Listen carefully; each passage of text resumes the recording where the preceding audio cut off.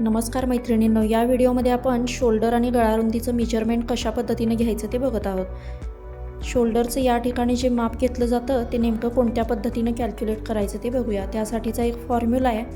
त्यासाठी सुरुवातीला काय करायचं तर व्हिडिओमध्ये दाखवलेल्या पद्धतीनं एकूण खांदा म्हणजेच टोटल शोल्डरचं माप घ्यायचं। ते मिळणारं जे माप असेल त्याला भागिले 2 करून त्यातून 1.5 इंच मायनस करायचं।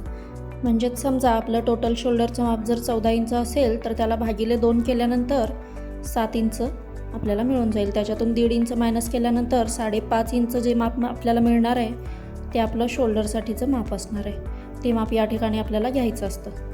ह्या फॉर्म्युलानुसार शोल्डर कॅल्क्युलेट केल्यानंतर आपलं शोल्डरचं माप ॲक्युरेट येतं। त्यानंतर आपण बघणार आहोत छातीच्या मापानुसार गळारुंदीचं माप नेमकं किती असायला पाहिजे।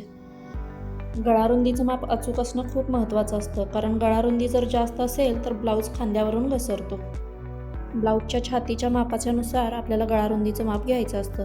ते कशा पद्धतीनं घ्यायचं ते आता बघूयात। जेव्हा ब्लाऊजचं छातीचं माप 18 इंचापर्यंत असतं तेव्हा गळारुंदी आपल्याला घ्यावी लागते 2 इंच। ब्लाऊजच्या छातीचं माप 19 इंचापासून 29 इंचापर्यंत असेल तर गळारुंदी घ्यावी लागते 2.25 इंच। ब्लाऊजच्या छातीचं माप 30 इंचापासून 38 इंचापर्यंत असेल तर गळारुंदी घ्यावी लागते 2.5 इंच।